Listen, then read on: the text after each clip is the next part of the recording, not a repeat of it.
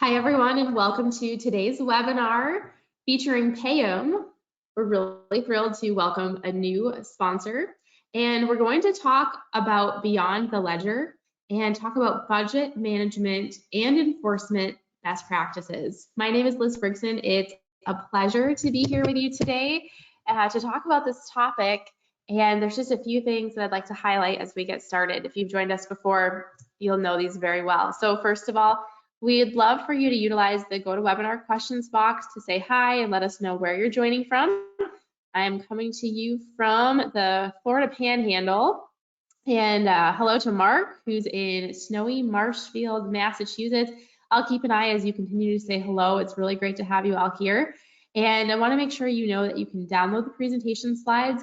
Today's conversation will be more about a dialogue and a little bit less around bullet points on a PowerPoint slides, but nonetheless, if you need to save the presentation for your CPE documentation requirements, you can download that from the GoToWebinar control panel. And if you'd like to earn CPE credit for today, you'll want to remain logged in for at least 50 minutes and respond to 3 of the 4 polling questions. Of course, we hope that you'll respond to all of those polling questions. It would be great to connect with you on LinkedIn if you're out there, and I'd highly recommend that you follow our new sponsor, PayEm.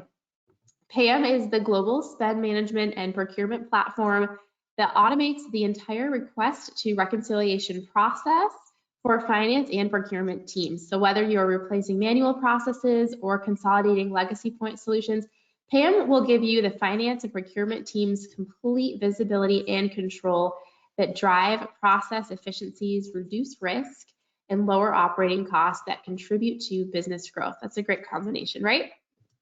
We automate tedious tasks, reduce friction and frustration, and give finance teams precious time to focus on the big picture and give the real-time visibility to the department, the team, employees, subsidiaries, vendors, and reporting and automation. We're going to talk a lot about that today, really providing ownership and empowerment over spend and over budgets.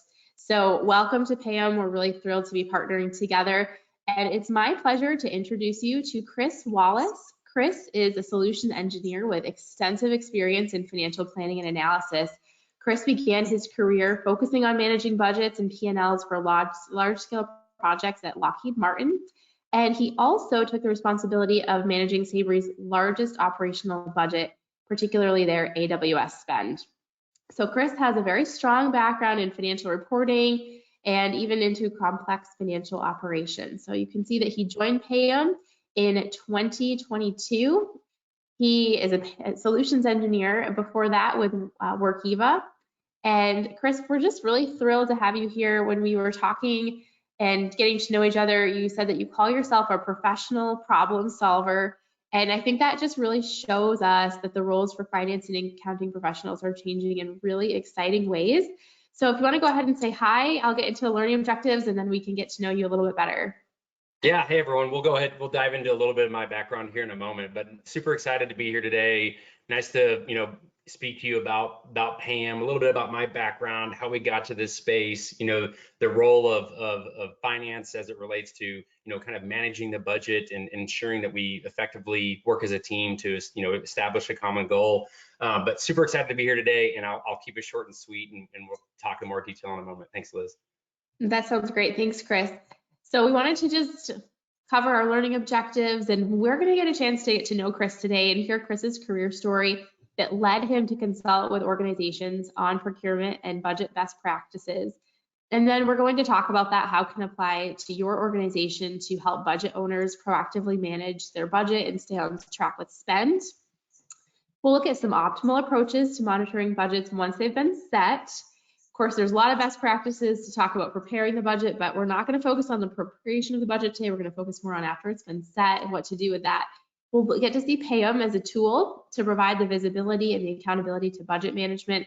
And then, of course, we're going to have a little fun and just talk about some good and some poor budget management practices. And so we're really excited that you're all here. Chris, you are a very, very accomplished finance and accounting professional, now a solutions engineer. But we want to get to know you and get to know you. I think we can all guess where you might be joining from with the Texas on the background. But tell us more about you and what led you to where you are today. Yeah, I'll go ahead and these pictures were a couple pictures that I wanted to provide because I think they encapsulate me in a lot of ways. One that I didn't get in there was my amazing black lab. I didn't get a good quality picture of him in there. Definitely work with him a lot too. But my family, I consider myself certainly, diehard family man.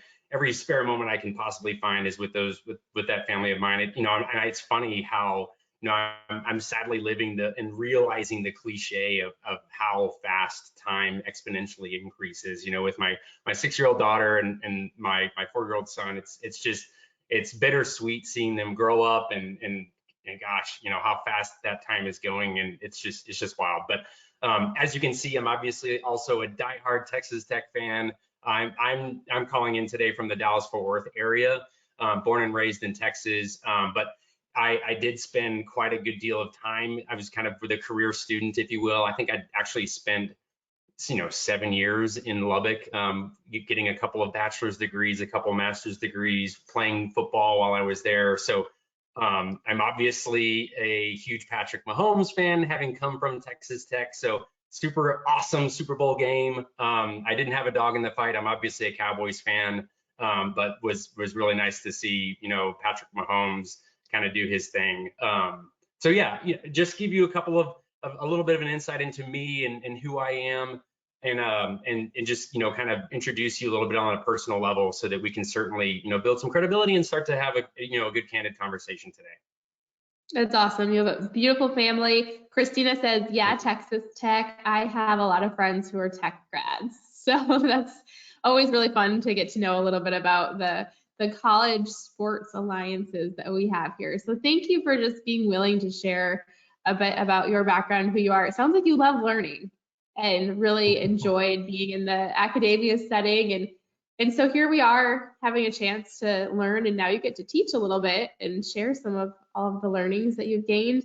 And so you clearly, with the degrees that you gathered, you focused in on FP&A and budgeting, and then that led you to solutions engineering. So tell us more about what solutions engineering is and how you went Yes. from the budget side of things to where you are. It's funny because I got my master's in finance. I have my MBA. I've got a bachelor's in finance. I was kind of going the CFO route. I would say was the route that I had decided that I was going to embark upon. And I got into I started my career at Lockheed Martin and got a humongous company, right? There's so many different organizations and different people in that organization, and then slowly kind of made my way throughout my career in different FP&A and accounting roles. And I realized there was a part of me that I felt like I was leaving on the table a little bit, right? And I come from a background, a family, extended family, if you will, of entirely sales and entrepreneurial individuals. So I'd say I was raised in an environment with a lot of extroverted people, very talkative, sell ice to an Eskimo, that sort of thing. And I didn't feel like that was my path. However, I kind of took the corporate route, if you will.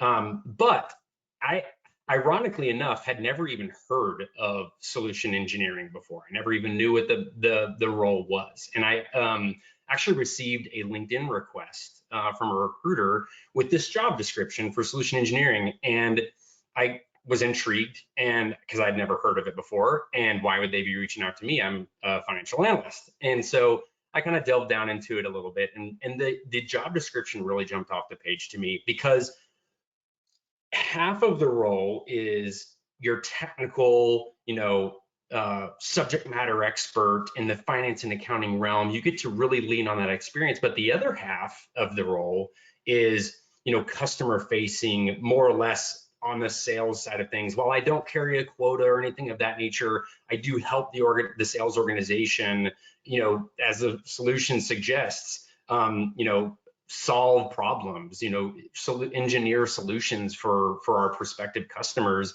And by having that technical background that I started my career in, and having been in the shoes of these types of roles, really helps pay dividends whenever I'm trying to explain how a solution like PayEm, for example, can meet the needs and the initiatives that they have in place to drive efficiencies and deal with shortcomings or whatever it might be the list goes on, to really start to remedy where a solution, a technology can fit in to kind of really build some best practices in that space. I also will add a little bit too, just kind of making the step over onto the technology side was something that was also a challenge that I was really excited about, because things are never monotonous, right? Technology is constantly being refreshed and updated, and new features and functions are added, and you have to constantly know the business value of those and be able to articulate that value to stakeholders. All of that is something that you're continuously a student of. So kind of going back to your point, Liz, about, continuously being a student of the game, if you will, I kind of vision myself of really enjoying that challenge about the solution engineering side of things. That's great. And from a budget management experience, tell us a little bit more about your roles that you had preparing those budgets and how that drew you to PayEm with helping to help companies manage their budgets and empower budget ownership and budget management. Yeah, absolutely. Absolutely. So I took on a lot of roles. I think some of my most relevant experience in actually managing a budget was probably in my Sabre days, where I was working very closely with the business as their FP&A analyst, managing the budget, dealing with the day in and day out challenges of ensuring that we're on the same page, that I'm giving them the right data, that I'm providing them the right tools to be able to ultimately make informed, educated decisions on whether or not something can be purchased or fits within their budget, et cetera. And so I started off my solution engineering role or career, if you will, in with a company called Workiva. They specialize in IPO readiness, public company SEC reporting, those sorts of things, and I really leaned into a lot of that, management reporting, et cetera.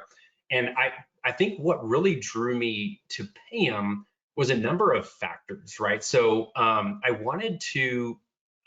I had gained a lot of knowledge and a lot of training. Workiva being a public company, larger company, a lot of processes in place. I kind of felt like I got a good foundation.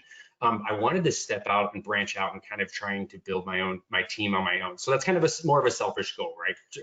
But more generally speaking, PayEm really jumped out to me because they provided a solution to some pretty significant problems that I had personally lived, right? That I had personally experienced. And so a lot of that really attracted me. And as well, of course, the management, the vision of the organization really jumped out to me as a solution to a lot of these needs, especially in the mid-market, small to mid-sized market organizations that I really feel are underserved in a lot of the technology spaces. It's always a race to the top, who can reach up to the largest companies. I think this is also a company that really is well suited to meet the needs of those mid to small market organizations and bring technology to the table that can help streamline their processes. And I think that's so important because I've worked with both large and small companies, and I realize that the smaller companies still need to follow the same requirements. Of course, public companies and private companies have different tracks, but private companies still have a really high standard for their accounting and finance department. And having access to solutions that are affordable and designed to meet those needs, and having access to people like you who understand those processes is really valuable to teams who are leaner and need good solutions to be able to run efficiently and run smoothly. So I think that's really awesome, and it's great that you found a spot that you can bring your big company expertise down to the middle market. We're going to go ahead to a polling question and just get to know the audience a little bit more. So for all of you in the audience, we have a polling question open. It's on your screen. What is your role in relation to budget management? So are you providing executive oversight and direction? Are you in that budget setting, business partnership role, or maybe an analyst role? Chris, it sounds like you were in both budget setting and analyst at different points throughout your career. I do realize that sometimes, you might have a senior analyst that is also performing the business partnership role, which is a fabulous way to grow in a career. Maybe you're an advisor, and if you write in other, as always, I'll ask if you would take a minute and just write into that questions box and let us know what other means to you. So we'll close the polling question down in about 5 seconds. We'll take a quick look, and then we'll keep going with our discussion. All right, great. So let me go ahead and close the poll. I'll share those results. and hopefully you can see them on your screens. So we have really almost not quite an even tie, but good distribution here. Isaac says other. Isaac is in internal audit, but we have many analysts, many executives, a lot of you who are doing budget setting and business partnership and advisors as well. So we're really thrilled that you're all here. We know that every organization, every role approaches budget management from a bit of a different perspective, but there's a lot of commonalities and best practices that we can all share. So let me close that poll. We should be back to my screen. And yes, so Andrea also referenced internal audit, and Steven says other means administering the budget software. So yeah, that's really good too, to think about like our friends who are in kind of like a financial IT type role. I remember when I was doing budgets, the gentleman who ran our JD Edwards platform, he sat with the finance team by the controller, and budget time came around. We were over there so happy that he was willing to help us. So that's great, Stephen. I'm really glad you're here.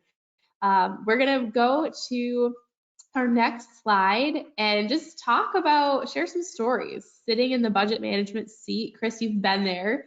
And can you share some of your experiences, whether that's operationalizing the budget or what happens after the budget development?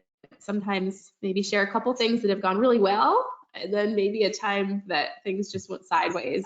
What made the difference? Yeah, absolutely. So you kind of keyed in on a frame of mind that I want to kind of make sure that we set the expectation for everyone here today, right? So, obviously we are discussing the budget management side of things. The budget has already been meticulously planned and approved in the fall, and it's been, sent up to the board, et cetera, and it's been, for lack of a better term, kicked out of the nest, and it's out with the organization to go manage against for the year.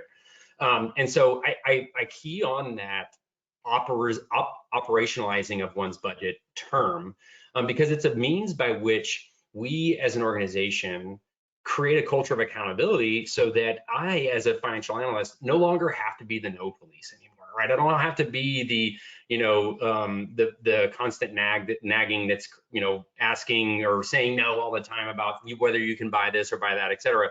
So I wanted to stress, an example of where something might have gone a little bit well. It kind of ironically tied to this book that I'm reading, ironically right now. It's called Extreme Ownership. And it's a really, really great book about leadership, principles of leadership, and just ensuring that accountability across the entire organization becoming contagious with all the stakeholders involved, right? So that full accountability and ownership of it really provides those roles and responsibilities to make informed and accurate decisions around the organization. So while I might not be the direct hierarchical manager of these budget owners that I'm working with, I might be the budget leader, right, as it relates to this process. So how can I expect these budget owners and the respective business units to make informed budgetary decisions on their own? That's what I'm trying to do. I'm trying to empower them to have the accountability to make those decisions on their own.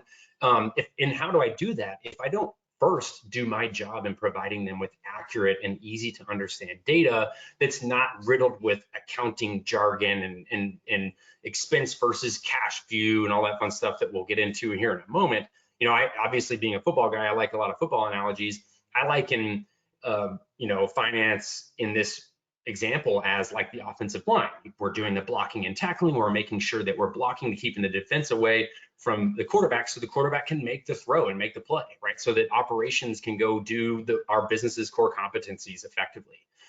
So it's a team effort, and I think that's where it's extremely important to make sure that we're all working as one. So I've seen the most success when we work together and find a way to duplicate ourselves so that we can work smarter and not harder.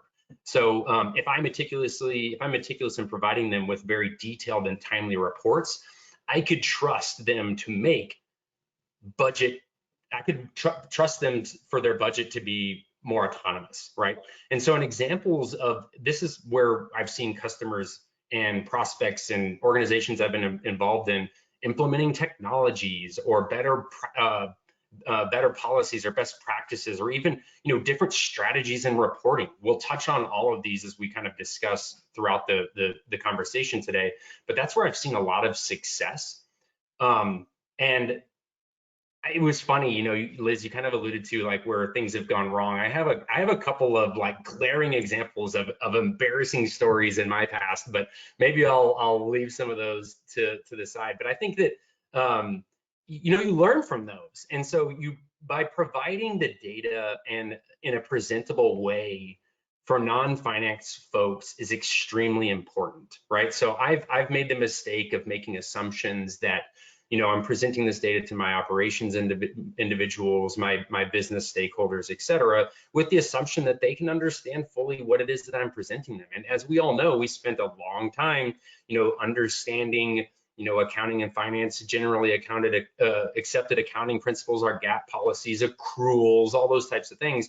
And a lot of times the numbers in that sense can be an annoyance to these stakeholders, and the budgets can be seen as a burden, right? A shadowy cloud over their head. And we need to present the data to them in a presentable way and make it much less accounting jargon, right? Because they're not always aware of the accounting 101. So we get into this conversation of like, our left brain, right brain stakeholders and those soft skills and working with one another. Left brain folks, us finance and accounting folks being more math and numbers oriented, and right brain people being more creative and strong imaginations, et cetera. That can drive a lot of gaps in how we communicate with one another, how we understand what's presented to us. So I think it's extremely important to make sure that we as finance individuals, when working with our counterparts, understand some of those gaps and provide them with different data sets or different means by which for them to consume that data. So I think being a business partner, a trusted advisor in this space is extremely important. I think one of the examples that kind of comes to mind is, cash.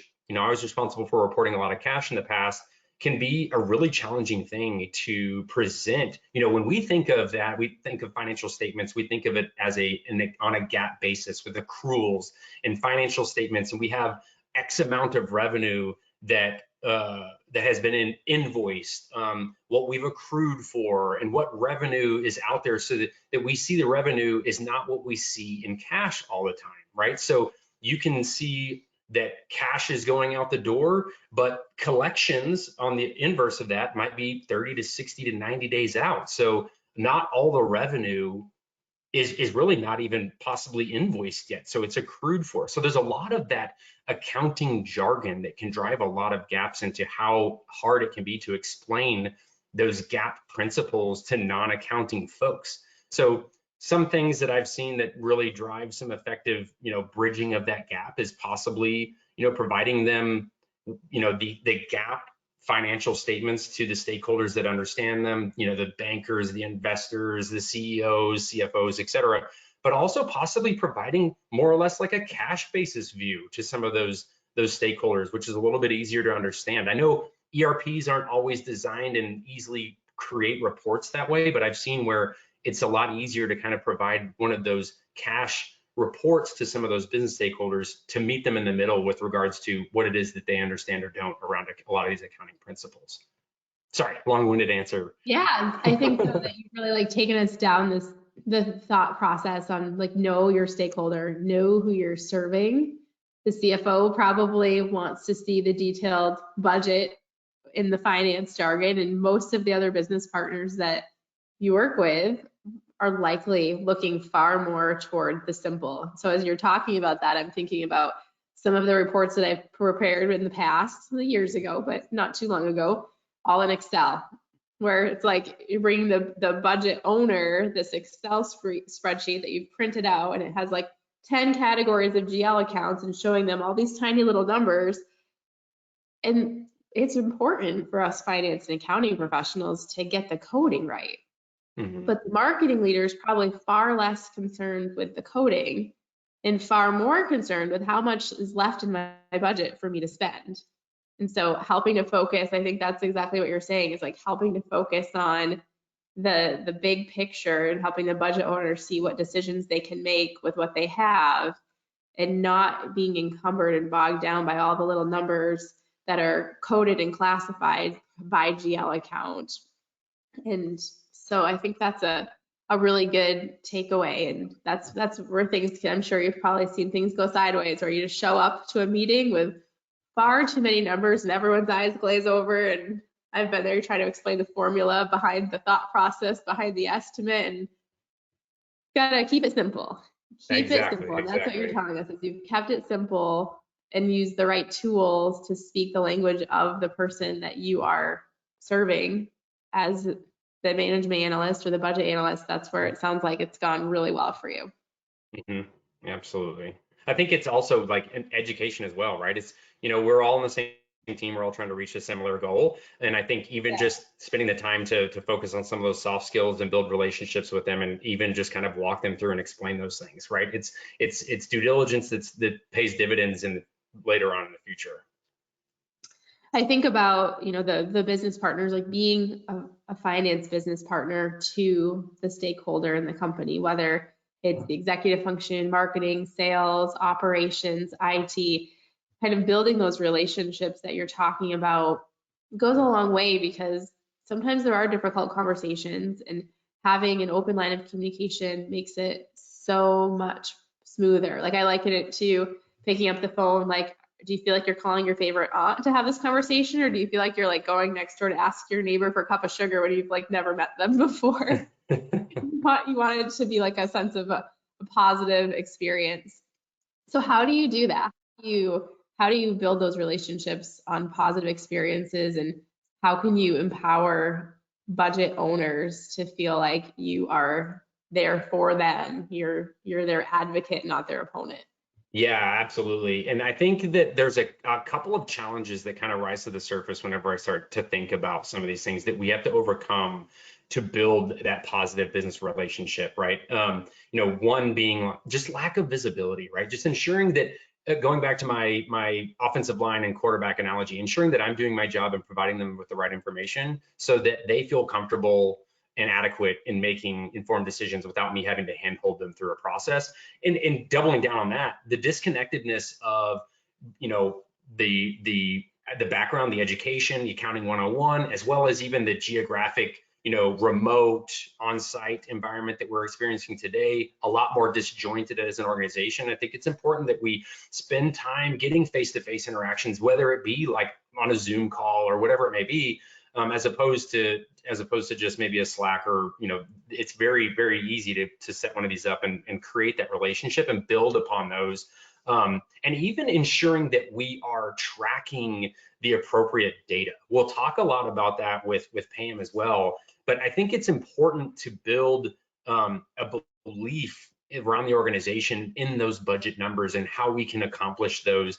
So it's extremely important to be a part of the business. I don't want finance. I never want it to be viewed as, sitting in some ivory tower up at corporate and you don't want to come talk to me, or I'm the no police. I want to be a part of the team. I want to ask the thought-provoking questions. I wanted myself to be as important really to the business as the assembly line, as sales, as marketing. I wanted to be a cog in the machine towards our success. And it's very valuable if you can understand where each and every one of those stakeholders are coming from, creating that communication and collaboration amongst one another so that we can ultimately convey those needs and shortcomings and roadblocks, et cetera, effectively, so that we can have a meeting of the minds, if you will. So there's a number of examples I've seen where, creating like a task force or a Knights of the Round Table or a council, if you will, of, your heads of marketing, whatever the process might be. In my example, I was the FP&A analyst, maybe the budget owner of each one of the business units that I worked with, so that we could, ask questions and compile the data so that we could, really come to a resolution of more of a bottoms-up build. We could collaborate with one another to understand what it is that their needs are going to be from a budgetary perspective, and they have the insights into the business. We can bring the insights into analysis on vendors. How are the trends looking? Are these vendors, have we noticed a significant increase in the spend with these vendors? Can we identify opportunities to save money or consolidate vendors even? So there's many different perspectives that can be brought in these heads of state types of conversations, that you can even ask those questions to build, even ask questions you might know the answer to, just to confirm that you are understanding in fact accurately, but then to even further build upon a lot of those soft skills in building the relationships with one another. And as you get more and more of those small wins, that relationship continues to snowball and build. So it's extremely important that we work a lot on those soft skills in working with stakeholders that have different backgrounds than we do as it relates to what it is that we're presenting with them. I think also, kind of back to my point about like the tracking of the data, this is where we get into some pretty interesting concepts of not necessarily just like a budget versus actuals view. So if we're talking about some optimal ways to manage our budget, for example, I think budget versus actuals is great. It's a piece of the puzzle that is certainly needed. But there's a certain point in time that whenever we create a budget, those assumptions were made and created at a certain point in time. And really, by the time that ink is dried, that budget could more or less be out of date. And so it's important to continue to update with a forecast, right? And so that we can update that monthly. I personally did that in my experience. We did a monthly rolling, 12-month rolling forecast. I've seen it done quarterly. I've seen it done weekly. That's wild. But this allows for you to look at the budget, and so that you don't have to look at it as a one-time calculator for the coming year. Because if you do that, you have the propensity to kind of fall off a cliff and not recover from that. These numbers are constantly changing, and it's important to be bilateral with that information so that we can understand macroeconomic issues that are affecting the business, and inversely how things are coming down the pipe with other departments around our organization. So this starts to introduce, I'll say, the concept of not just budget versus actuals, but committed spend and in-process spend. So we'll talk a lot about that here in a moment in what PayEm can bring to the table. And honestly, one of the big aspects of what really drew me to this organization was the committed spend, giving those stakeholders the visibility into, of course, what they spent, but also dollars that we know are earmarked to be spent. They will be spent, they are not available, right? That is something extremely difficult to grasp in today's environment, as well as anything that's in process, right? Anything that's in process is, we all know it, there's requests floating around all over the organization. It can be extremely hard to centralize all of that and have visibility into that. So we'll talk a little bit more about that here in a moment as well. Yeah, and that's an important piece that is missing with some of the more historical, here's the month end, I've posted my journal entries, I've run my budget, I've tied in the actuals, and I've reported on that. But typically that committed piece of spend is missing, and sometimes that's the most important. That's the question mark. And having visibility there, I mean, that really brings a lot more value. Like, you get to be a financial analyst with far more answers if you can provide visibility and insight into that committed piece of spend. So we'll look forward to getting into that. How about just accountability? How do you have conversations with budget owners who are, starting to creep over their budget, or budget owners who are underspending their budget? Maybe it's, we're heading toward we're in Q1, halfway through Q1, but what if we get to end of Q1 and we see there's, either someone pushing the limit already, or they're really far behind on their spend? How do you have those conversations? Yeah, I kind of, going back to my analogy about the budget being something that is constantly changing and ever growing. And I think if we think of our budgets as like a holiday fund where you have a certain amount of money and once you spend it, it's gone, right? That might not necessarily always be realistic, right? You have the example where, we budgeted, $10,000 for T&E. However, we had a big event in January and we spent, 8,000 of that. Are you saying that we have like only 2,000 left? There could be extenuating circumstances that obviously change around the organization that can drive a lot of these changes from occurring. So I think that it's extremely important to use and set the expectation that we're utilizing this budget as a framework, as a guide to follow. And you need to know, obviously, the business, we all need to know what we've already spent and what expenses you have incurred, and whether or not it's hit the books or not, whether, whether it's like going back to my cash versus expense view, there can be a lot of educational types of discussions. In fact, I have an example where, we purchased the software, I'll use round numbers, $12,000, and we, in accounting, amortize that, 1/12 for every month of the year. So whenever a business analyst or a budget owner is looking at their P&L and they're looking at it in February and they see, gosh, I only see that only $1,000 of my 12 have actually been used. So I have $11,000 left over? Actually, no, right? Because we from a cash perspective, that cash is left, but GAAP principles, we're amortizing that over the 12 months. So there's a lot of those types of conversations that are just merely educational, right? To help bridge the gap between a lot of us. Now, I think it's extremely important to also realize that to hear both sides of the story, kind of going back to that bilateral communication. Obviously, we don't want to go over our budget, but unfortunately, there are extenuating circumstances sometimes that occur, strikes, or, significant, you name it. There's a lot of extenuating macroeconomical issues that can come up too. And I think that as we manage those accordingly as a team and set appropriate expectations with management, we can certainly overcome some of those things. And if we have to, unfortunately, find other means where we can save too, right? Like I mentioned earlier, kind of like consolidating vendors, doing some analysis on working with them to provide them with analysis on, like I said, maybe these two vendors, overlap one another, creating some Venn diagrams of where the the processes overlap and possibly finding some alternatives. So again, going back and leaning on that team aspect and not being the no police, but coming together with solutions as a team together.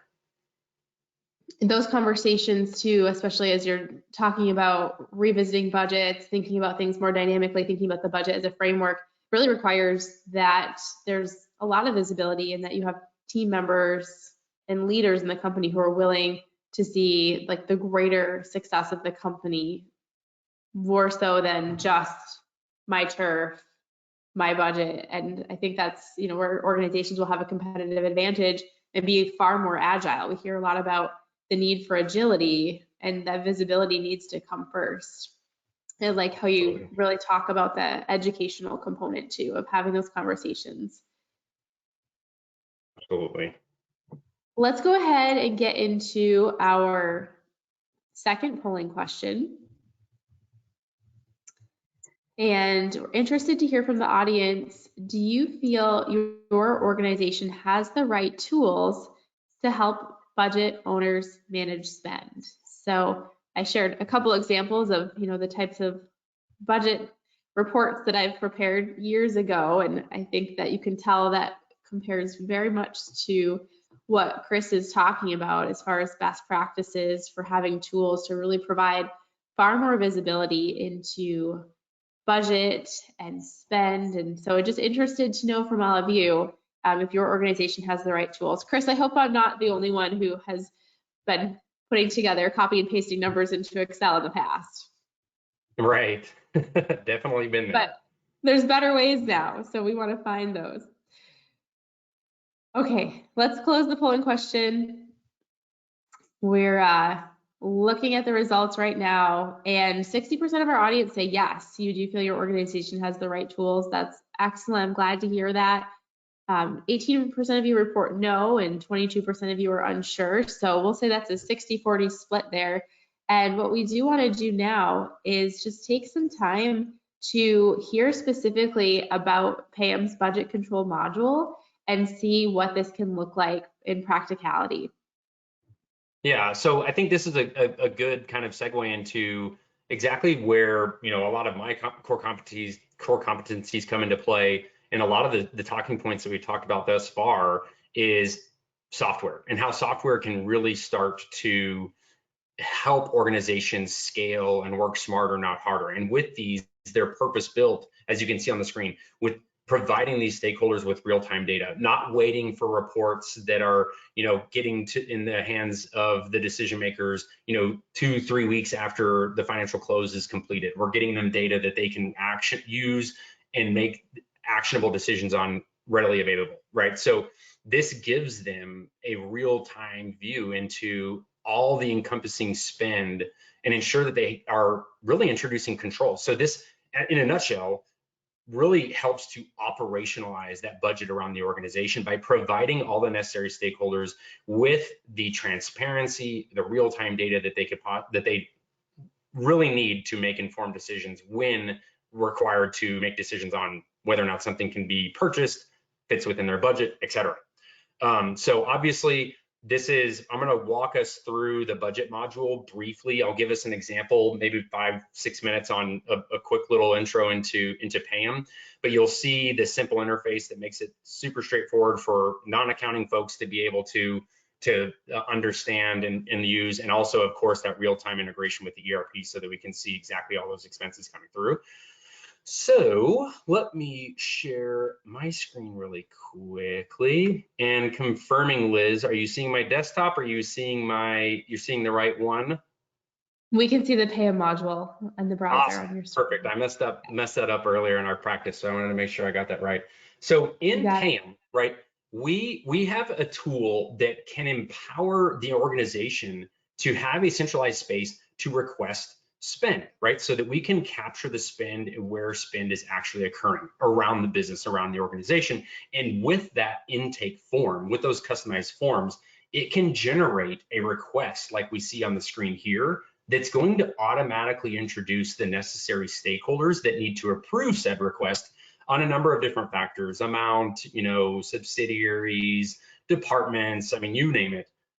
So that's going to automatically get it in front of as what I'm going to take on the role of as a direct manager, right? I've been, one of my employees has requested $2,500 for a Salesforce license or something of that nature.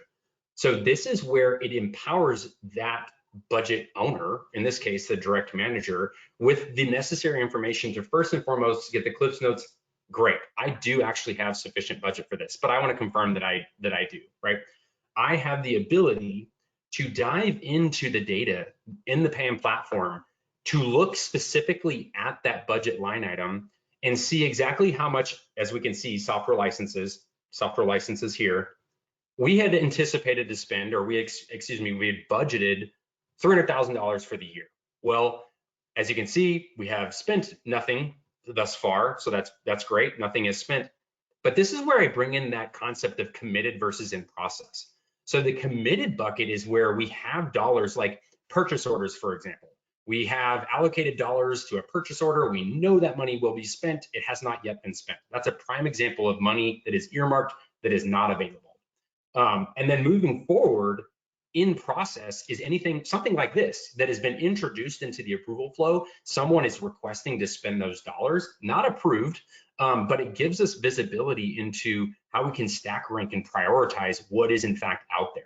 So we're getting a clear picture now that everything is centralized, because we said earlier, these requests can come in any form possible. I've managed share drives, Excel files. I mean, everything you can think of to keep my hands wrapped around this, and it's extremely impossible without a software like PayEm to really give us the visibility into that. And of course, exactly this specific request, with leaving us the available balance, assuming, of course, all of those in process were accepted or approved. So this type of visibility is presented to those stakeholders in real time whenever they are asked from their stakeholders around the organization to spend money, to make purchases against their budget. Now, taking it a level higher, we're looking at the individual exact expense in this case. I can come over here to the budget section, and this is where, assuming I had the appropriate permission, I could see those same 4 categories for the entire organization. So maybe if I'm the CFO or management C-suite, I can have that visibility, as well as individually, each budget owner will have that granular detail on their own individual line item of the budget. So they can have those same 4 categories as well, seeing exactly how they're managing against their budget. So again, creating that culture of accountability so that we empower those stakeholders with the information they need in real time to make informed, accurate decisions. So thus, as I mentioned a little bit earlier, operationalizing your budget, so that I don't have to be the gatekeeper, so that people can autonomously make informed decisions through the PayEm platform. So that's where I'll just brief introduction. I'll actually stop sharing my screen at that point. That's really what I wanted to walk us through so far. But sorry, Liz, did you want me to pause for a second? Yeah, I just wanted to ask a question. This is really fascinating to see how it all rolls up so you can see that full budget. And just a couple of questions. So one, let's say you go down and I think for Johan Vander Merv, sorry, I'm not seeing quite all the letters, but so you can see blue, yellow, green, right? So can you Correct. click through to see yellow, for instance, yellow being in process? Can you click through to see, okay, I can see I have almost $40,000 of in process spend there. Is how much will it show you about that expense? Yeah, you'll have that visibility, and those stakeholders, this being my demo environment, I haven't built that completely out for specifically Johan in this case. I've done it for a couple, but going back to that request that we were looking at a second ago, they'll be able to dive down and have that same view, specifically that waterfall chart. Us finance folks love our waterfall charts. So they will be able to see, at their budget line exactly how much was allocated, and all the committed and process specifically attained, as it relates to their specific budget. They'll have that visibility. It's fabulous to have that like whole dashboard view. And what categories of spend do you typically see rolling into PayEm? Oh gosh, we're bringing in we can bring in their entire budget, right? So that they can manage that for the entire organization. So I like to say, as an umbrella, just generally the entire budget is being brought into the platform so that we can make those decisions. Now, certainly, of course, T&E expenses, software expenses, hardware expenses, those are like some of the heavy hitters. But we can certainly bring in, a lot of the other budget items as well. Awesome. Well, thank you for showing us. I know that there's a lot more to see. I know that you were planning to show us the high level dashboard today, and just really good to see what that visibility, what that empowerment looks like in person. Yeah, awesome. Glad to show you guys. Let me go ahead and screen share back from my screen. I think we have a polling question coming up. So we're back to my screen. We're going to go ahead and launch our third polling question. And of course, for anyone in the audience, if you have questions that you'd like us to answer, feel free to write those into the questions box. We're happy to answer them. Right now, we have the third polling question on the screen. What accounting software do you utilize? And of course, this is just a great chance as well, Chris, to ask about the integrations that PayEm has. You mentioned direct integrations. Yeah, absolutely. So that direct integration is certainly something that ensures that we have that live consumption and bidirectional, what we call off-platform expenses. So obviously not every single expense would realistically go through PayEm. We'd love to have as many as we can, but when there are certainly expenses that aren't coming through, that's where the integration becomes extremely imperative. Pulling data from, so that we can get that actuals view, the committed dollars, those types of things. But yes, we have integrations with the likes of NetSuite and QuickBooks and those types of ERPs. Certainly focusing a little bit more in the mid-market, small to mid-market space is where our initial, I'll say, ideal customer profile would align. So you can certainly expect to see all of those ERPs in the platform. Okay, there we go. We can see. Excellent. So we're sharing out the results. QuickBooks Online does have the most responses, beating out NetSuite, of course, for the specific solutions. We have some Dynamics and some Sage users as well, but over half of our audience did respond to other, and just to give us a sense of what our audience is using in addition to the 4 listed, We have Jennifer writes in using Priority ERP. John says using Priority ERP. John says using Workday. Melanie's using SAP. Isaac's using Newstar. Tatiana's using Deltek. And Jenny's using Realm Software by ACS for a nonprofit being a church, which I think could be a great question to find out what types of companies and organizations do you find having success with PayEm?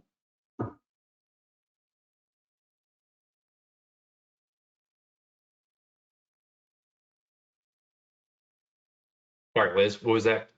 Sorry if I cut caught out. that question. Yeah, so just reading through some of the different responses from our audience, and Jenny mentioned that she's using a ERP that's specific for a church, but wondering like what types of organizations do you see having success with PayEm? So you mentioned, middle market, small, medium-sized businesses. How about like nonprofit organizations like churches or hospitals or higher educational institutions?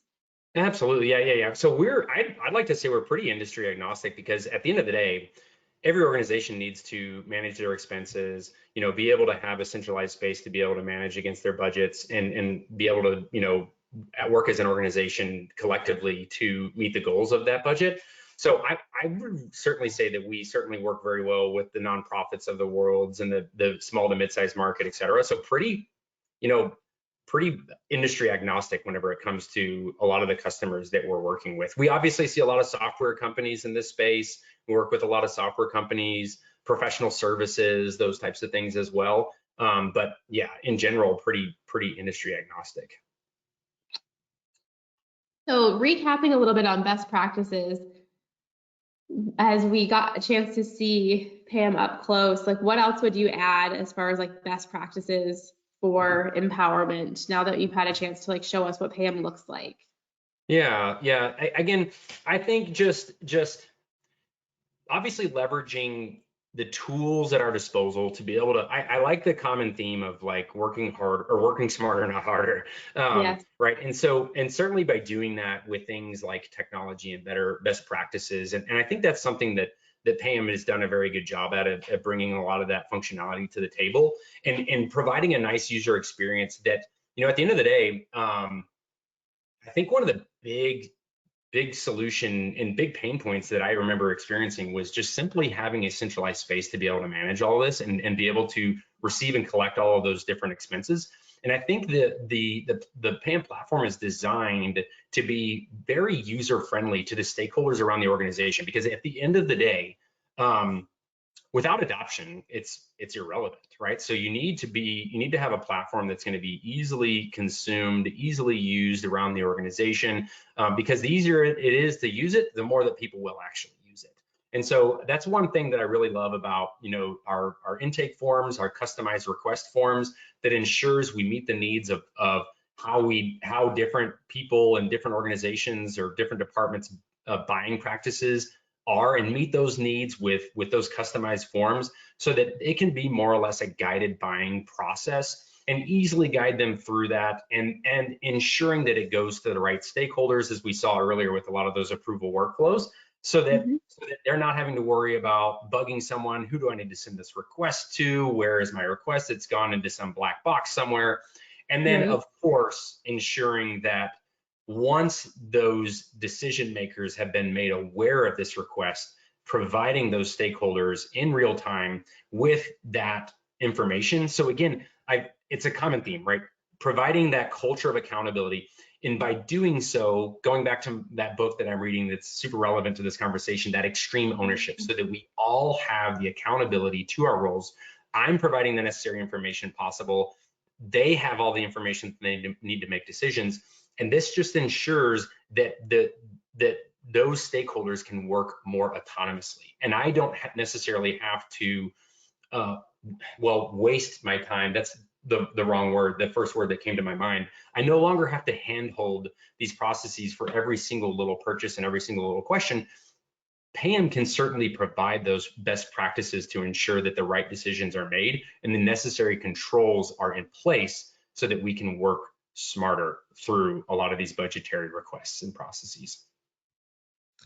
So as we get to our final few minutes, I like to call this the lightning round. we'll ask you for a little advice. What advice would you like to share with finance and accounting professionals today? I think if I was to boil it down, I know we are running a little short. I've been a little wordy today, but I think certainly it's, I hate to use the analogy of like, beating a dead horse here, but I've said it 100 times. The communication and collaboration is extremely important. Being an integral part of the team, not being up in our high ivory tower. We need to be able to collaborate and really express that desire, not only amongst our cohorts and our budget owners and our different stakeholders that we work in and day out with, but even our upper management, right? So that we can have a degree so that we can create a council for open communication. Because that is where we can ensure that there's no stone left unturned, no assumptions made, that we are all on the same page, and we can ensure that the appropriate decisions are being made. And I think even one thing I really like to stress as well, I know we talked a little bit about it, but finding ways to, this was always a very common pain point that I came across in my past, was getting data faster. I always had management saying, how can we possibly get data faster? I'm in the caboose of this train. I'm looking backwards. I want to be looking forwards. So I think it's always nice to find a way to present real-time data with like technology, like we saw with PayEm, different processes. I've seen awesome practices where, finance starts creating reports after the third week of the month, and then making predictions, making sure that they're staying materially accurate, but analyzing trends and accruals, et cetera, to fill in the gap for that fourth month, so that I can actually have reports and data ready for my stakeholders at the end of the month, instead of waiting as I meticulously reconcile every single down to the penny and take 2-3 weeks into the next month. Getting data to them sooner and faster so that we can make actionable, realistic decisions, instead of having to wait for that to come 3 or 4 weeks down the road, so that we can be materially accurate. Yes, yes. So taking away to have that better data and have that provided sooner for better decision making. And very last one is just looking ahead. You have probably many things looking ahead, but what's one prediction that you would like to make right here with us today? Well, one of the big reasons why I'm in technology is just, I personally think that technology is going to be an ever growing and more integral part of the everyday lives that we live in. Just period, bar none. I mean, I was responsible, or I was actually a part of a task force at my previous company where we did a lot of analysis on metrics and trends in the accounting and finance space. And what we gathered is that there is a significant exodus in the talent from the likes of, the baby boomer generation, and really that gap is driven even larger by the decrease in the number of accounting and finance graduates to replace them. There's actually the same amount of work is there. That work is not going away. In fact, I would argue that there's exponentially more data at our fingertips with the different tools that we have out there at our disposal that still needs to be wrangled, that still needs to be made sense of. And that is something that I think is extremely important to grasp, that we will have to lean on technology to really strive for the efficiencies and leverage the functionality and the additional data at our fingertips as a result of that technology. I completely agree. I have the fourth and final polling question up on the screen. Just gives the audience a chance to let us know if they'd like to learn more about PayEm, whether now or in the next few months. And I know that there is an opportunity to take a demo and see it even further in action. And just on the topic of your predictions, Chris, I agree with you. I think that we will see a focus on skills and the developing skills, advancing skills, and one of those key skills will be the one that you've been developing as a solutions engineer, is figuring out how technology fits in to the role and to the organization, and how to solve those problems with technology. And what better way than to exercise that muscle than finding a technology solution like PayEm and implementing it, and just starting to build the expertise with using technology to save time and have better insight. I'm going to close the polling question down. Thank you all for responding to that. It is just the top of the hour. We want to make sure to get you out on time. So Chris, I want to say thank you so much for spending some time with Absolutely. us today, part of your afternoon, and we really appreciate PayEm for choosing to partner with us to make this conversation possible. Hopefully you all came away with some good ideas just to be a better business partner and provide more insight and visibility to your stakeholders. When you close the GoToWebinar control panel, a course survey will pop up on the screen. We'd love your feedback. It will help us create future events and just chart out future discussions like this one. So you can access your CPE certificate from your Course dashboard. We'll upload the recording if you'd like to share the conversation with any of your colleagues, and you can access the handouts from your Course dashboard as well. There's a link to sign up for a PayEm demo, so go ahead and check that out, and we'll look forward to having you all back with us again really soon. Until then, take care. Everybody.